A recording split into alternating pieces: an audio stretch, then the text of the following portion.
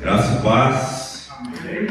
Jesus para você, sua casa, sua família.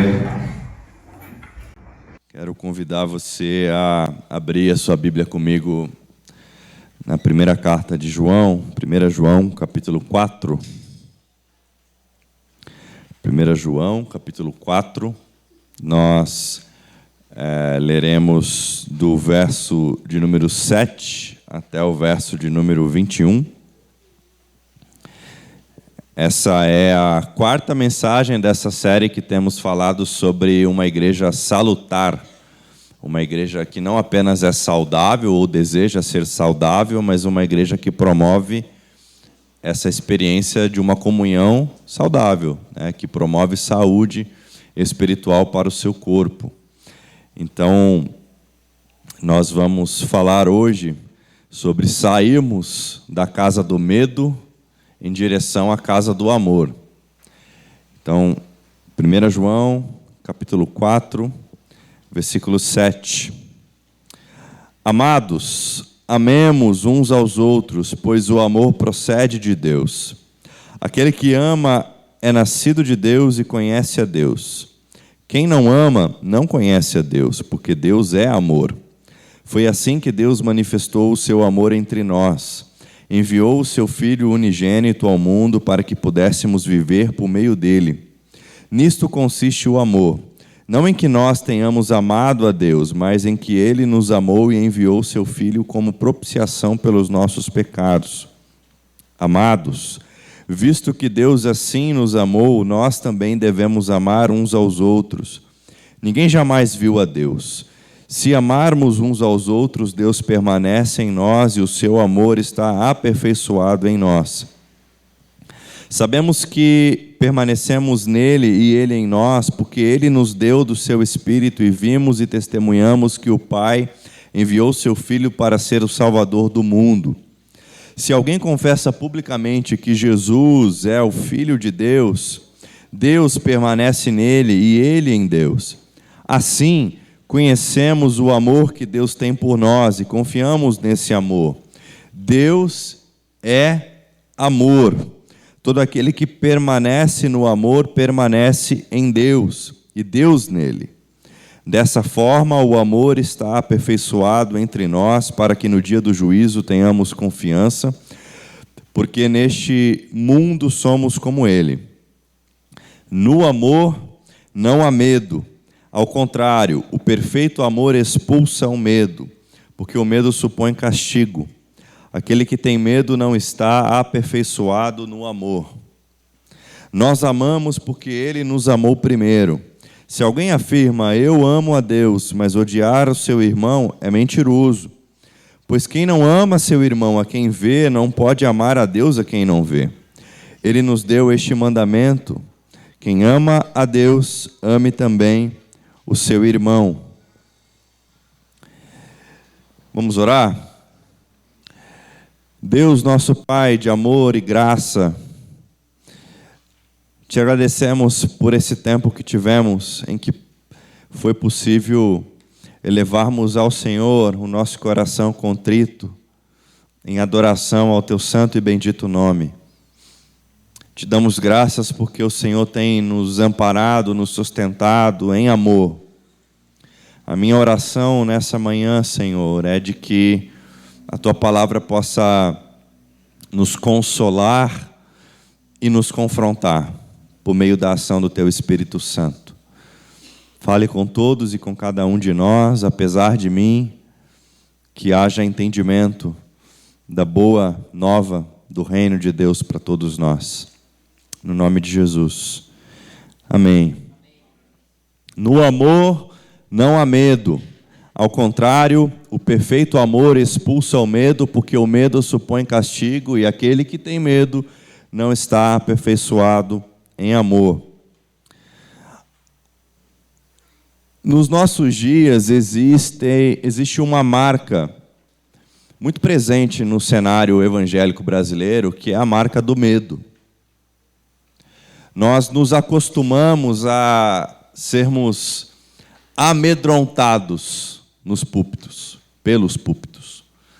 Então existe uma marca que quer nos convencer a vivermos uma vida de completo enclausuramento em uma realidade em que nós somos o tempo todo ameaçados por algo, por algum tipo de interpretação bíblica, por algum tipo de doutrina bíblica, que quase sempre, quando a ação é uma ação que provoca medo, quase sempre é uma distorção de doutrina, é uma distorção do texto bíblico, é uma distorção de tudo, do Evangelho. Mas a igreja em si, ela tem uma vocação. E não é a vocação do medo. A vocação da igreja é a vocação do amor. O Henry Nouwen, ele traz uma alegoria, né, uma ilustração que eu acho maravilhosa, que a vocação espiritual da igreja é nos mudarmos da casa do medo para a casa do amor. Então, nós vemos a realidade em que há muitas pessoas morando e convivendo numa casa do medo, mas a vocação da igreja, a vocação espiritual de cada discípulo e discípula de Jesus, é não apenas habitar na casa do amor, mas é conduzir as pessoas para essa nova casa. Tirar as pessoas desse lugar de medo, em que o tempo todo você tem medo de perder a salvação, você tem medo de ser condenado por Deus, você tem medo de ser punido por Deus, você tem medo de não ser mais considerado cristão, porque é despejado sobre nós afirmações muito pesadas a respeito de da nossa fé e de como nós cremos e de como nós expressamos a nossa fé e de como a nossa participação na sociedade pode, inclusive, caracterizar a não existência de fé genuína no meu coração. A gente vive com medo. E essa realidade mostra um cenário de igrejas profundamente adoecidas. Então, infelizmente, igrejas, lideranças abusivas, eles criam ambientes de controle, de medo, de ansiedade, de culpa. Lugares em que a liberdade do Evangelho é absolutamente sufocada. O pastor Brian Zend, em seu livro Quando Tudo Está em Chamas, ele traz um exemplo apenas, que é uma realidade não apenas americana, mas também brasileira, o quanto a política nos separou. Eu me lembro que em 2018, eu estava felizão voltando para a faculdade de jornalismo. Eu havia trancado a faculdade, ido para o seminário teológico, concluí o estudo teológico. Em 2018, falei, agora o que eu faço, né? Não tem igreja para pastorear, vou continuar estudando. Voltei para a faculdade de jornalismo. E uma das professoras que me deu aula ali no meu primeiro semestre de retorno, ela era coordenadora quando eu tranquei o curso lá atrás, em 2013. E ela, coitada, sem nenhuma má intenção, ela me apresentou para a turma como pastor. Você já imagina, né? Como eu fui bem recebido pelos meus colegas, né? Eu tive que ter todo um trabalho de falar, não, eu sou pastor, mas não esse tipo aí que você está imaginando, né? E falei com ela, falei, poxa, professora, precisava, né? Me apresenta como um ex-aluno que voltou. Mas fato é que, com o tempo, as pessoas começaram a me procurar para relatar, né? Eu não era o único evangélico na turma, então elas começaram a me procurar para relatar experiências que elas estavam vivendo nas suas igrejas. 2018 também era ano eleitoral, você lembra disso, né? E uma jovem me procurou chorando, dizendo que ela estava temendo pelo inferno, porque o pastor a confrontou no seu gabinete pastoral, dizendo que se ela não votasse no candidato que ele estava dizendo que era o candidato de Deus, ela não apenas estaria em rebeldia à autoridade do pastor, mas como também ela estaria condenada ao inferno, ela deixaria de ser cristã. Olha isso. Olha o peso disso. Então, você acha mesmo que a expressão dada pelo apóstolo Paulo em Romanos 8, em que ele diz que nada pode nos separar do amor de Cristo, existe uma exceção que está lá para quem você vota? Então, se você votar no candidato A, nada te separa do amor de Cristo.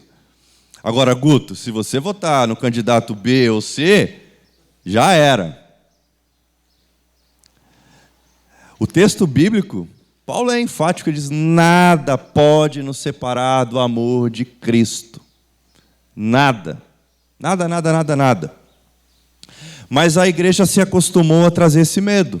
Então, se você vota em tal candidato, você é condenado. Se você vai em tal show, já viu isso?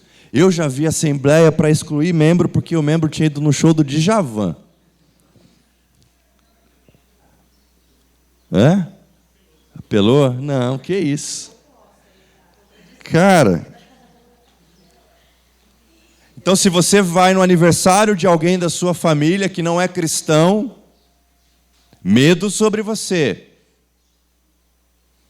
Se você participa de um evento que não é da sua religião, foi numa quermesse, comeu um pastel de quermesse, pronto.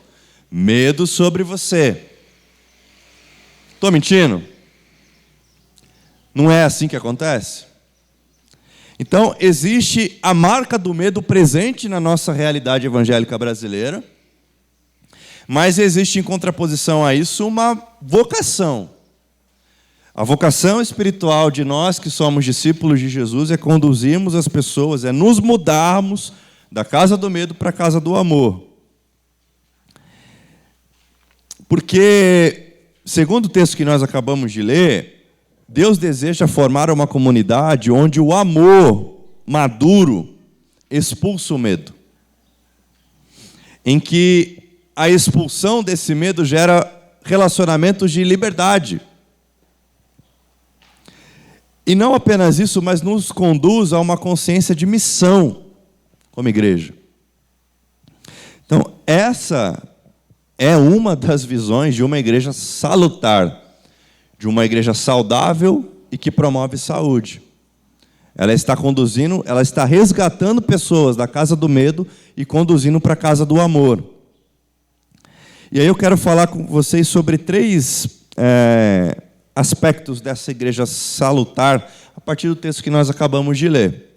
O primeiro deles é o seguinte: uma igreja salutar vive a liberdade do amor. Uma igreja salutar vive a liberdade do amor. Porque no amor não há medo. Antes, o perfeito amor expulsa o medo, lança fora o medo. O medo é esse sentimento que nos paralisa, que nos impossibilita de tomarmos decisões. Tem uma música do Lenine, o Cacau citou o Lenine aqui. É o medo que dá medo do medo que dá. Já ouviu a música Medo, de Lenine? A gente tem medo de tudo. A gente é ensinado a ter medo de tudo, de todos. Mas, para vivermos igreja de uma forma saudável, salutar, nós precisamos viver em liberdade, na liberdade do amor.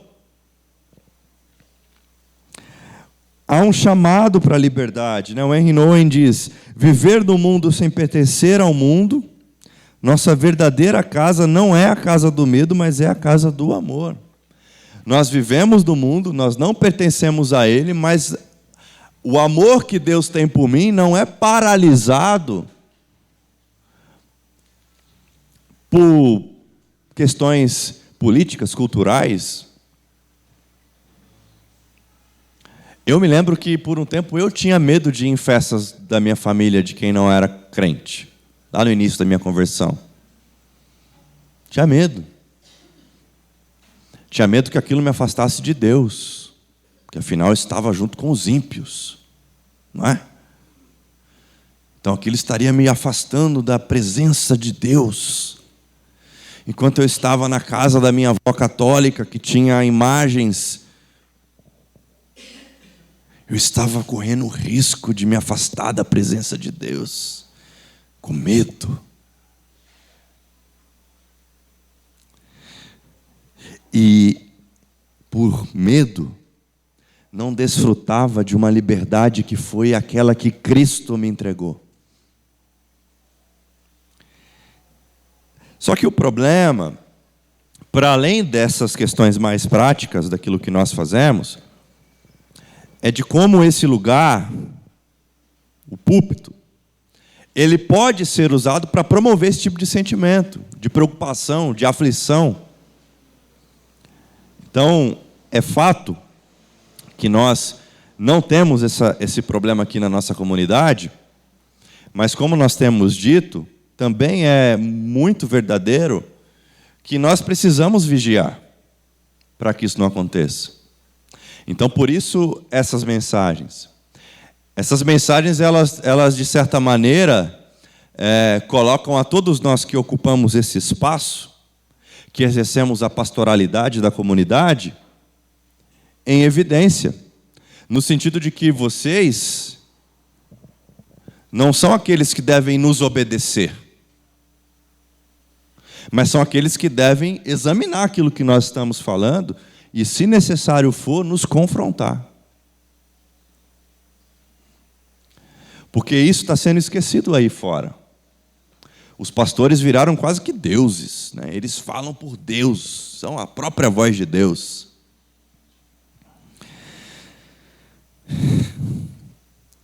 Então, nós não podemos aceitar amedrontamentos que são provenientes de pastores, de líderes e também de membros. Porque não pense você que é só o pastor que é abusivo. Tem membro que também é. Claro que o membro tem um poder menor de influência, claro que o membro tem um poder menor de atuação, mas há membros que exercem relacionamentos abusivos na igreja, que tentam colocar medo sobre os outros membros. Aí uma irmã da igreja, você compartilha com ela que você vai fazer tal coisa e ela já quer colocar em você medo. Olha, se você for por esse caminho, Deus não está com você nisso aí não. Imagina, quando é que Deus nos abandona? Fala para mim. Então, nós não podemos ser agente do medo na vida uns dos outros. A nossa vocação é a vocação do amor. Amém? O amor amadurecido nos tira da casa do medo e nos estabelece nessa liberdade da casa do amor. O Eugene Peterson, na paráfrase A Mensagem, esse texto que nós acabamos de ler, o versículo 17 e 18, ele parafraseou da seguinte maneira: Deus é amor. Quando passamos a habitar permanentemente no amor, vivendo uma vida de amor, vivendo em Deus e Deus vive em nós, vivemos em Deus e Deus vive em nós. Assim, o amor tem o controle da casa. Olha que lindo isso. Então, quando eu reconheço que Deus é amor, e esse amor habita em mim, e eu habito nele, em Deus, o amor tem controle da casa. Fica à vontade e amadurece em nós. E não temos mais preocupação com o dia do juízo. Nossa situação no mundo é idêntica à de Cristo. Você tem medo do juízo? Sabe aquela história, você sabe que naquele dia vai passar tudo num telão, né? Já teve medo disso? No amor não há medo. E toda mensagem, todo aconselhamento, toda conversa que te direcione para esse lugar em que você está preso no medo, você não está vivendo a realidade de uma igreja saudável. Porque na realidade de uma igreja saudável, você vive a liberdade do amor. Porque o amor tem o controle da casa. Você crê que Deus te ama? Você entende que o sacrifício de Cristo na cruz, que comemoramos na Páscoa, a ressurreição de Cristo, que tudo isso tem a ver com o amor que Ele tem por você, então não precisa temer o juízo. Não precisa temer perder a salvação, porque você foi lá no futebol com os caras que não são da igreja. São exemplos tão, talvez, bobos, mas são tão presentes. Eu lembro de um cara que trabalhou comigo, que, por exemplo, para ele, eu estava me afastando de Cristo porque eu não ia de terno para a igreja. Então, domingo era um dia que a gente trabalhava assim, rodovia, Cris, rodovia, CCO, Cris sabe o que eu estou falando. E eu estava lá, domingo, né, estrada vazia, aquela maravilha, e aí a gente ficava conversando mais uns com os outros ali, né. E aí ele, pô, que isso, cara, você vai para a igreja de bermuda? Absurdo. Camisa normal, camiseta. Para com isso, cara. Tem que ir de terno, honrar o Senhor. Você está se afastando de Deus.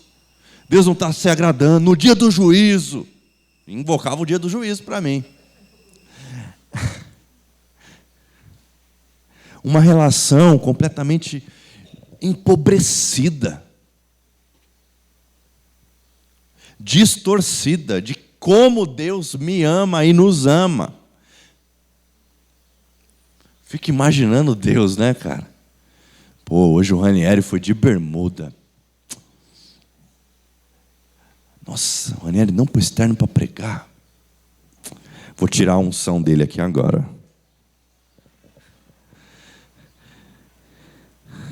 Isso acontece ou não? Não aqui, né? Mas vigiem, para que nenhum de nós façamos uma loucura dessa em nenhum momento. Segundo aspecto, né, segunda característica de uma igreja salutar, é que uma igreja salutar, ela cumpre a missão do amor. Ela cumpre a missão do amor. Quem ama é nascido de Deus e conhece a Deus. Quem não ama não conhece a Deus. Tem gente preocupado demais em trazer a mensagem da ira de Deus. Mas a nossa missão é comunicar o amor de Deus. Porque Deus amou o mundo de tal maneira que deu seu único filho. Por quê? Para que a gente temesse o inferno? Para que a gente tenha vida eterna. Então a nossa missão, aliás, Jesus disse que só tem uma forma da gente ser conhecido e reconhecido como discípulo dele. Uma única forma. Amando as pessoas. Então, se você consegue votar no candidato A, B, C, D, E, F e continuar amando as pessoas, vote tranquilo. Se você consegue ir na quermesse da paróquia A, B ou C e consegue continuar amando as pessoas, vai lá comer o seu pastel. Aliás, me chama que eu não posso comer pastel por causa do estômago, mas eu como um espetinho. Se você consegue ir na festa da sua família de pessoas que não vão na sua igreja e continuar amando as pessoas, vá para a festa. Porque a nossa missão é sermos agentes desse amor de Deus. Ninguém vai te reconhecer como discípulo de Jesus porque você deixou de ir naquela festa. Porque você deixou de conversar com uma pessoa. Porque você deixou de fazer tal escolha política, cultural. Vão te reconhecer como discípulo de Jesus diante da realidade de olhar para você e enxergar o amor de Deus. Olha, o Márcio ama as pessoas. Quando eu olho para o Márcio, eu vejo o amor de Deus.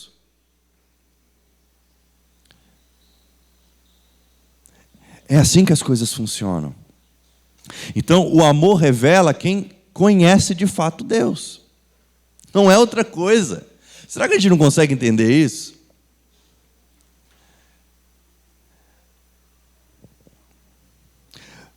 Ano que vem tem eleição de novo. Nossa, eu estou aqui, eu fico apavorado. E não é fácil falar desses assuntos. Mas será que a gente vai de novo condenar uns aos outros ao inferno? Com medo? Com mensagens de medo? Ou nós vamos comunicar o amor de Jesus? Votando em quem a gente quiser votar? Ou não votando em quem você não quiser votar?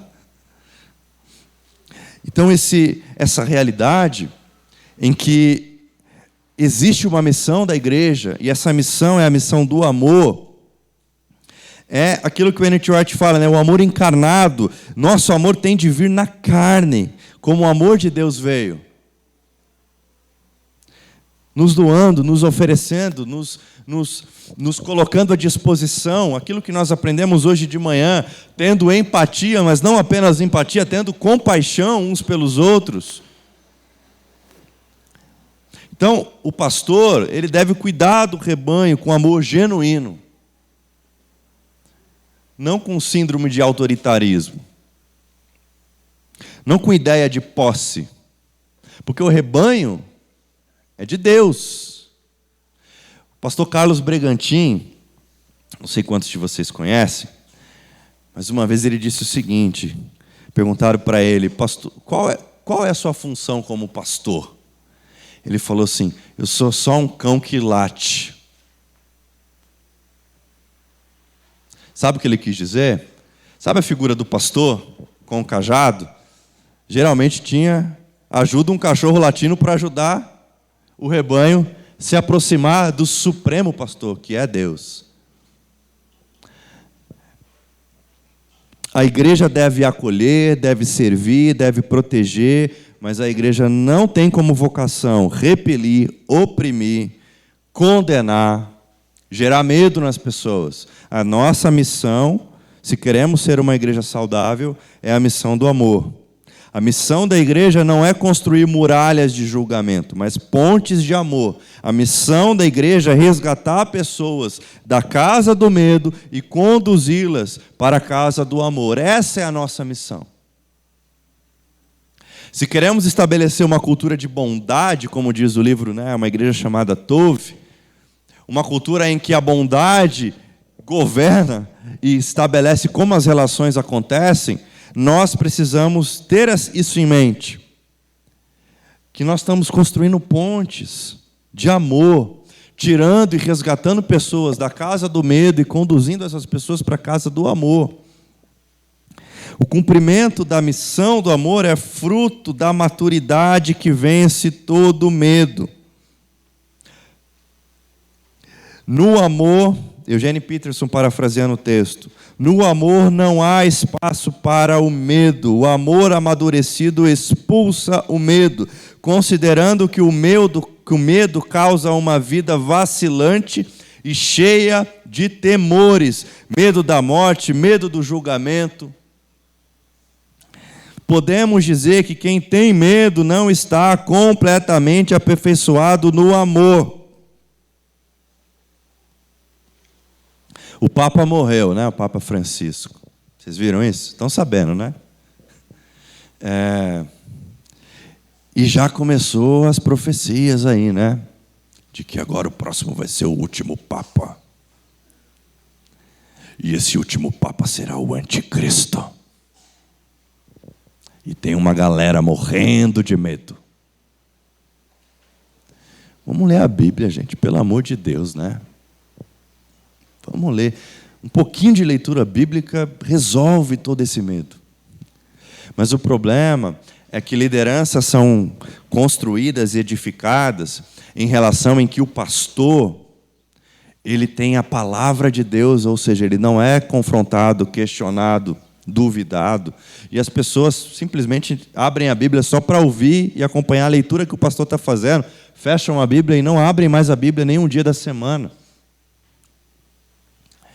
Por quê? Porque há um controle. Há um controle. E aí que amor nós comunicamos aos nossos irmãos católicos quando nós cheios da nossa convicção evangélica, condenamos, acusamos, falamos que o Papa é do demônio. Que amor é esse? Que amor é esse? Você pode ter problema teológico com o fato de ter um Papa, eu tenho. Você pode ter problema teológico com um monte de coisa do papado.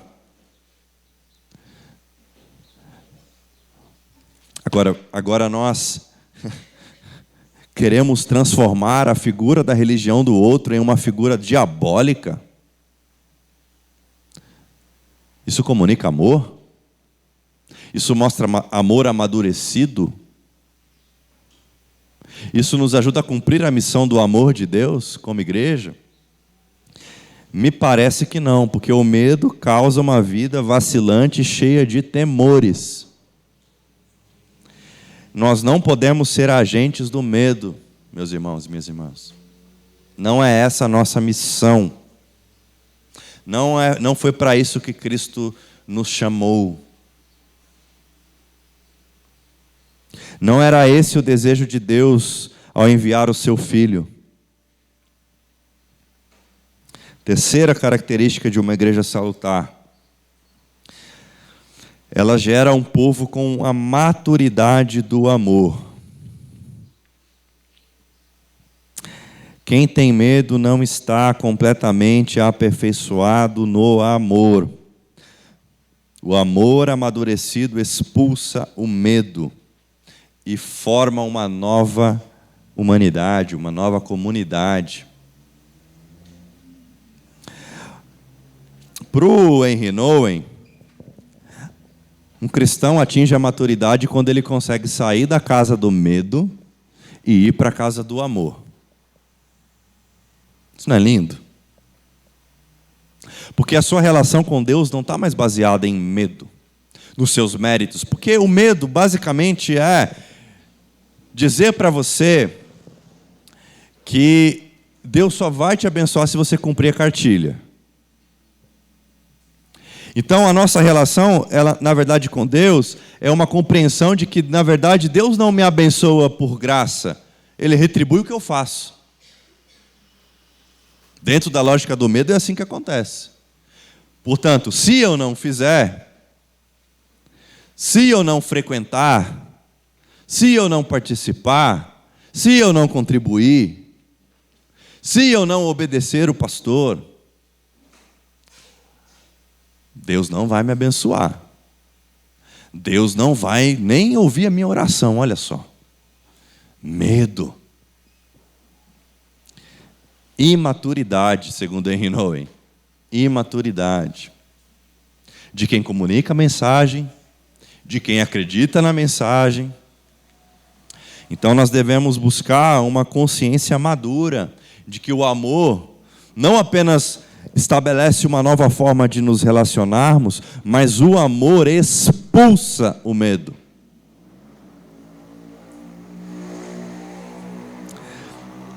Igrejas que cultivam uma cultura de medo estão distantes da comunhão de Cristo.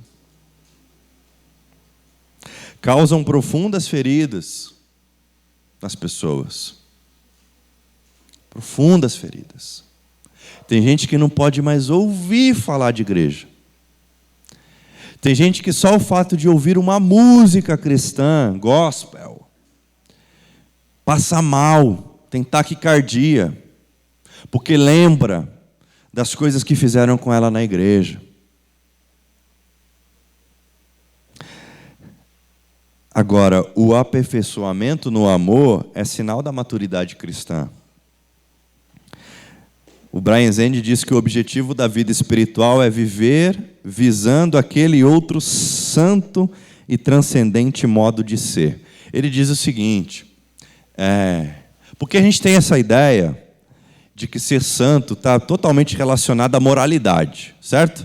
Não é assim que a gente vê o imaginário coletivo? Então, ser santo é ser moralmente correto, não é? E para o Brian Zend, ser santo é ser outra pessoa. Que outra pessoa? Igual a Jesus. E como Jesus se relaciona com o mundo? Em amor. Então, o nosso objetivo é visar esse outro jeito de viver, de ser no mundo. Buscar crescer no amor de Cristo, rejeitando toda forma de relacionamento que é baseado na ansiedade, na acusação, no medo, no controle, na culpa. A maturidade espiritual de uma igreja salutar é medida pela ausência do medo e pela plenitude do amor. Quer saber se uma igreja é saudável? Veja se as pessoas têm mais medo ou mais amor. Se elas têm mais medo ou se elas amam mais.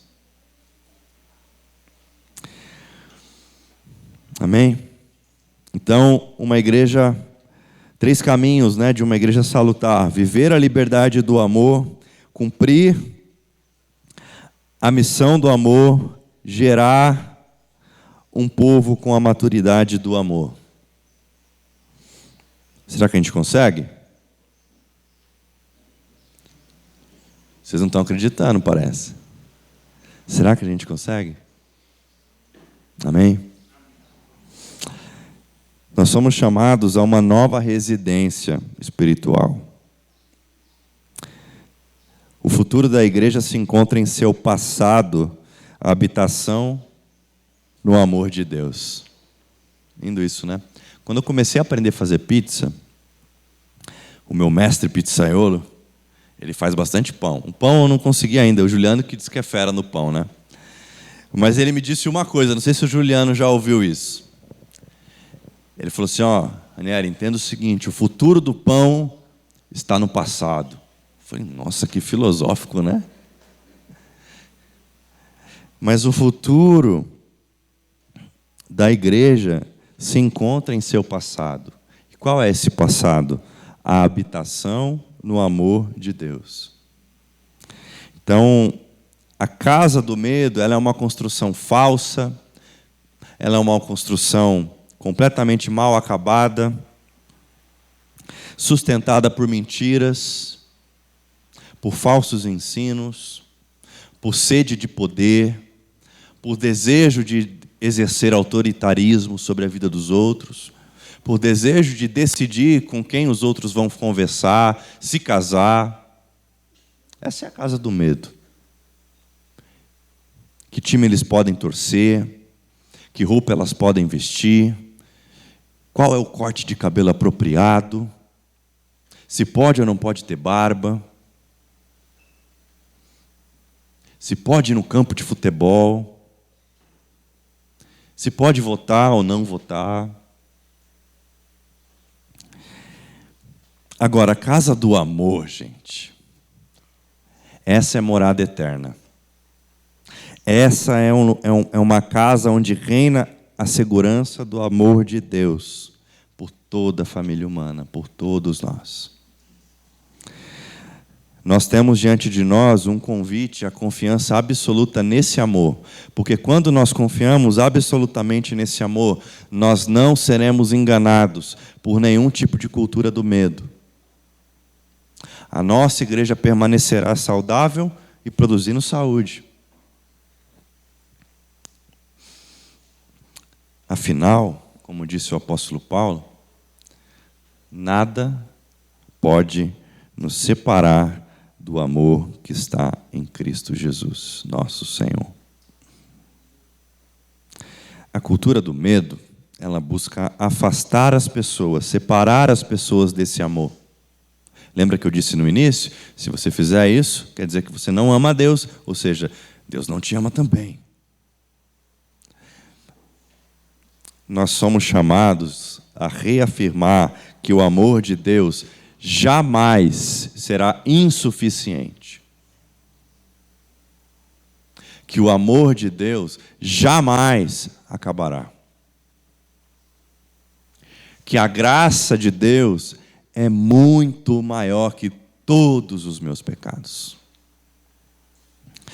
Fazendo isso, nós deixamos a casa do medo. Nós transformamos esse lugar em um lugar que resgata pessoas dessa casa do medo e conduz essas pessoas para a casa do amor de Deus. Então, o nosso convite é para que nós possamos habitar, viver, respirar. Sabe aquela sensação de você ir num bosque? Eu fui num bosque aqui de Nova Odessa uma vez, logo que eu cheguei aqui na região. E você respira e parece que você está respirando um ar completamente diferente desse aqui, dessa rua.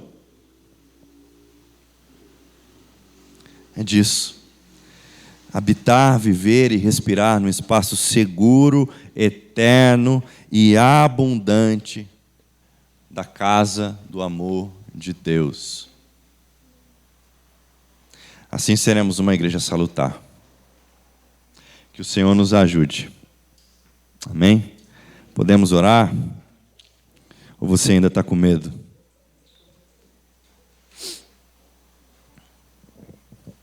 Deus nosso Pai, graças te damos porque o Senhor nos salvou, nos perdoou, nos amou.